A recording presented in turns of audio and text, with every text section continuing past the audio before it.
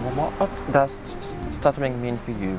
What's your personal definition of stuttering in a few words? That's a hard question to answer in a few words. I've been working with people who stutter for over 20 years, and I would say that everything that I have truly learned about stuttering, I've learned from the people I've worked with.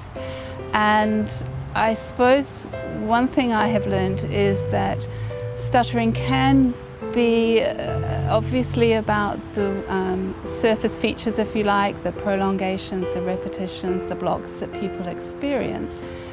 But really the experience of stuttering is so much more for people about how they feel about themselves, how they engage with people, how they dream about what they want to do with their life, and stuttering can be something that affects all of those things. The other thing I've learned from people who stutter is that it doesn't have to be something that affects all of those things. It's a very hard thing to define, and at the end of the day I think it's a definition that is very individual to each person. What do you think the aim of stuttering therapy is in general? In general, I think the aim should be to follow what each individual person is asking for in their therapy. And so that might be about learning some ways to manage moments of stammering or stuttering differently. But it might not be about that at all. It might be more about how to not mind so much about stuttering, how to be more confident and being open about being someone who stutters and doing the things that are important in life, whether or not stuttering is a part of the day. And so the aim of therapy should be, in my view, to meet each person's personal aims so that we get it right for the individual. It has to be tailor-made to each individual person. Person who stutters is not just stuttering. So I would rather define the person who stutters involving stuttering, but also other behaviors that a person uses to cope with the stuttering, and affective behaviors, the negative emotional reaction, the anxiety, the fear, the worry, and then the cognitive component, the way the person thinks about his or her speech, the belief, the communication attitude. So I would, again, try and broaden it so as not only to talk about stuttering.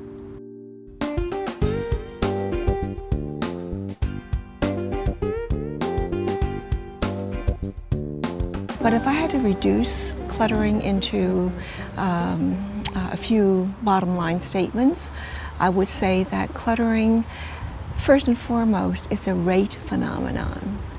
And what we mean by that is that cluttering, it occurs when someone tries to speak faster than their optimal capacity to encode. Now, encoding of what? Surface level is the speech sounds, like articulation.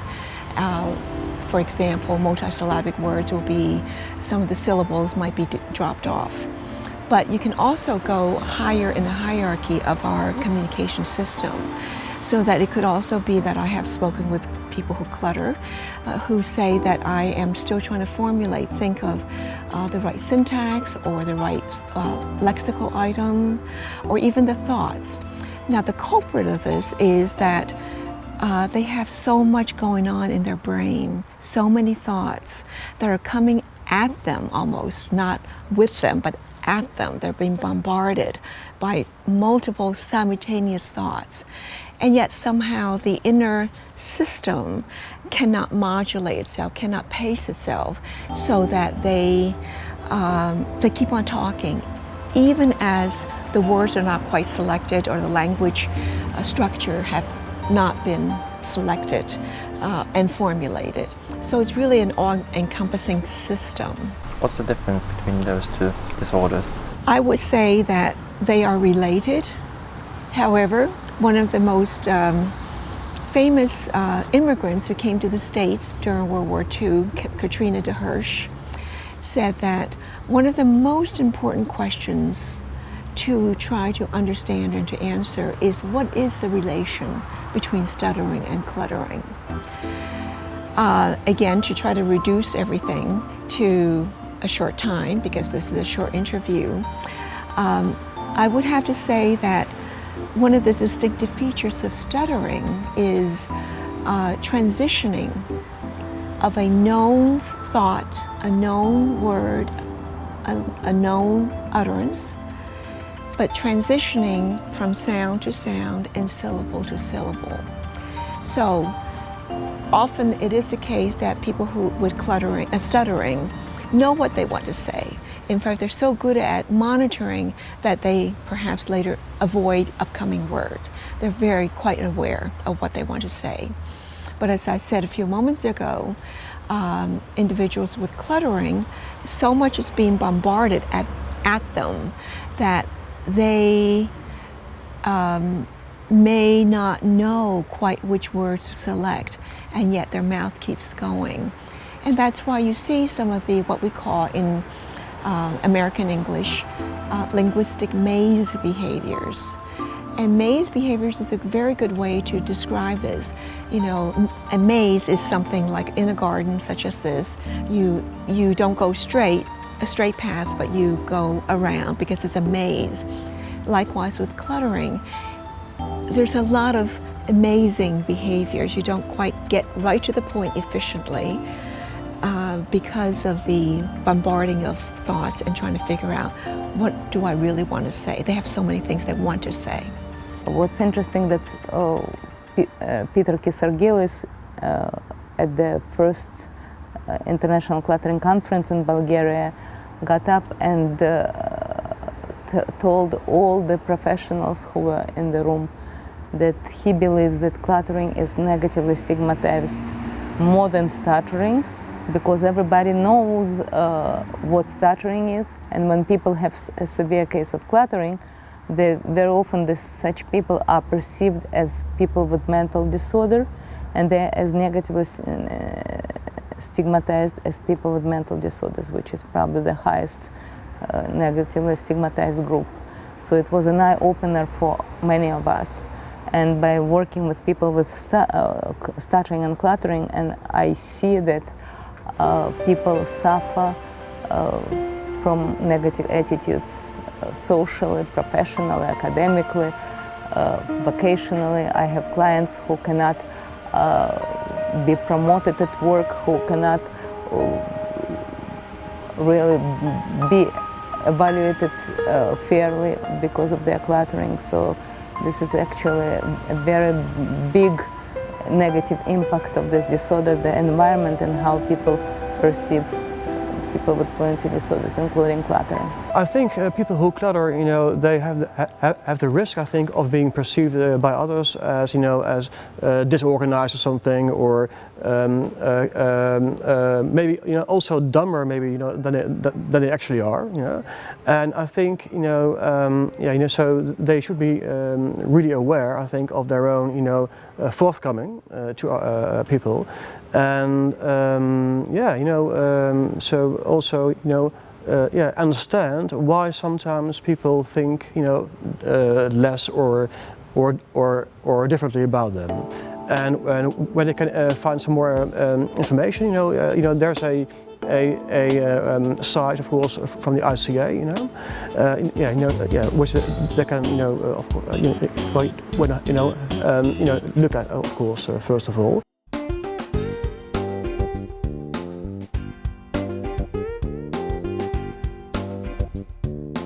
Unfortunately, there are people who stutter, that simply hate therapists. It usually comes because of frustration of therapists that didn't succeed. When I was a kid and the adolescent, I did a lot of therapies. I would say I did all the therapies that exist at that time, and maybe still are existing. Looking at all those therapies, I would say they help a lot to help me to cope with the problem that stuttering creates. But the expectation that time was that I'm going to the therapy to stop to stutter. But what to do? I'm still stuttering. I think that the therapist must make some agreement with the person who stutters. The target of the therapy is to be a better person, to learn how to cope with the problems that stuttering creates, and not to seek the state of non-stuttering, because usually that not happens. I think speech-language pathologists need to be aware of the scientific information, the current scientific information, so that they can advise people who stutter, or in the case of children who stutter, their parents, in an appropriate way. And just to name one element, the fact that stuttering is for a good portion genetically determined, I think it is important that clinicians are aware of that, so that when they do an assessment on a child who stutters, they can give that information to parents, because parents often don't know that. And many parents, even nowadays, still have guilt feelings relative to their children's stuttering, and might think that they, in one way or another, might have something to do with the fact that their child started to stutter. So clinicians need to have the scientific knowledge. For me, it is extremely important, and I also deal with that in the classes, in the courses that I teach, that clinicians are capable of coming to a good differential diagnosis, because there's more to fluency disorders than only stuttering. And so it is extremely important that by means of a hopefully multi-dimensional assessment, clinicians come to the right decision, the right diagnosis. And by that I mean they can eliminate as much as possible the false positives and false negatives that might occur in diagnosis. And so hopefully they will use a multi-dimensional approach to their assessment that is evidence-based, and that immediately leads to the targets of treatment. So an assessment that goes beyond saying the client in front of you is a moderately severe person who stutters, but the assessment leading to these are the different components that the person who stutters is struggling with, and that you as a clinician should incorporate in your treatment. Those are extremely important to me. So a good multidimensional evidence-based assessment leading to hopefully evidence-based treatment. And that portion of evidence-based assessment is often forgotten. Many people talk about evidence-based treatment, but let's start with a good evidence-based assessment.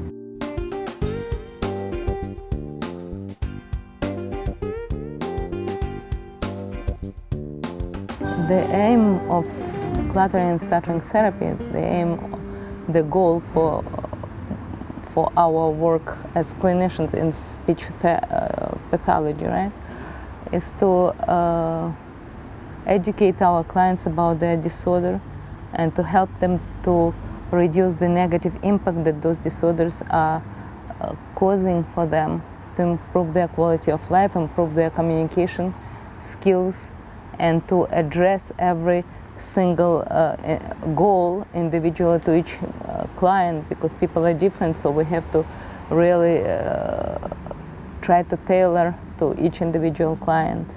From my perspective, the aim of therapy should be multidimensional and involve not only the behavioral components, such as the stuttering, the coping behaviors, but also working on the affect and the cognition.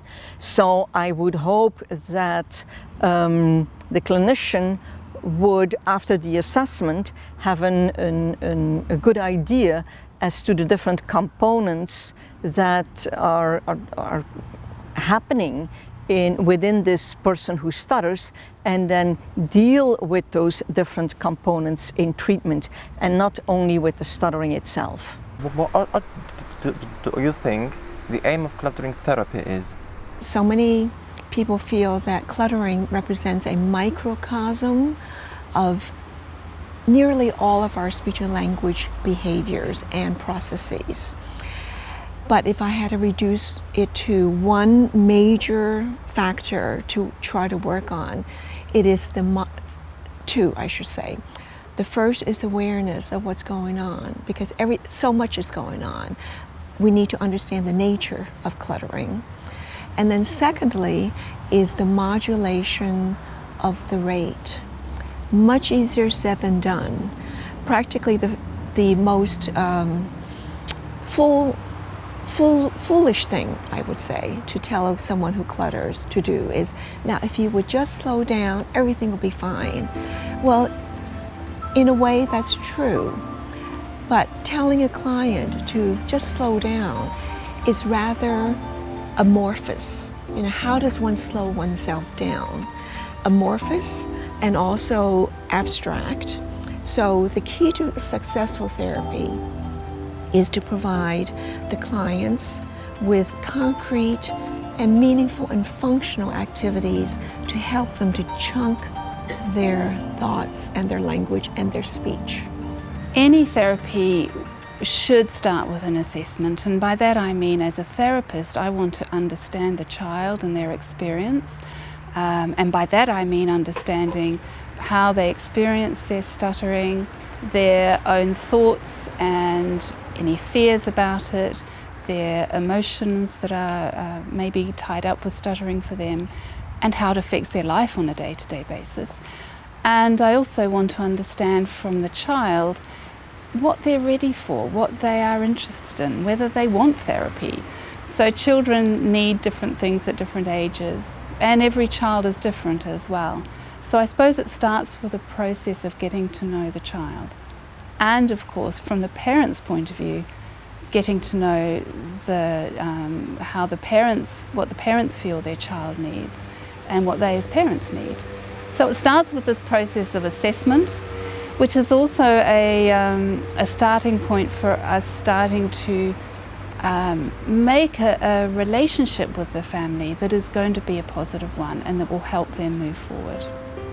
So that's where I think the process starts. Part of that is also about getting to know the family's strengths, their resources that they bring. Nobody comes to therapy without already having some very positive and important experiences of how they already cope, how they already manage. And I really want to understand what those are for each child and each family. I think the most lovely end to therapy is when a parent says that they know what to do and they feel confident in how to support their child, and when they say that their child is feeling confident and is not being limited in any way by their stutter. So when a parent says something like, he's reaching for the stars, he's just going for whatever he wants to do, that for me tells me that therapy has been successful. So the therapy aims to give children some fluency techniques if that's what they're ready for and if that's what they're interested in. But more importantly, in my view, it should be about building children's confidence, helping them feel good about themselves, have a really positive attitude about communicating, regardless of whether they're having a very stuttery day or a not stuttery day, but they have the tools to communicate well and confidently. As soon as we're working with young people and adults, and I would say a lot of children too, we have more than one expert in the room. We have two experts in the room, the person who stutters and the therapist. The speech therapist will bring a lot of knowledge and skills about different ways of working with stuttering, whether that is the speech control strategies or whether it's more psychological approaches such as cognitive behaviour therapy. And so the speech therapist brings a lot of expertise, but it's the person who stutters who brings their own experience and skills and resources to that conversation and that process.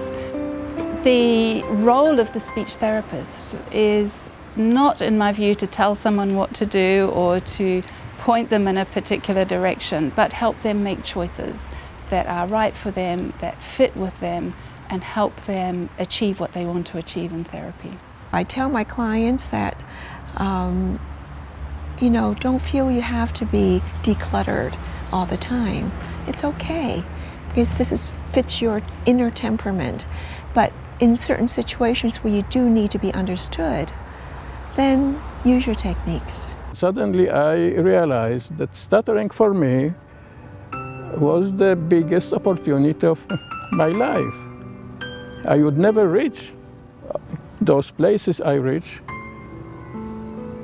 without being a person who stutters. So today I can say I'm proud to be a person who stutters.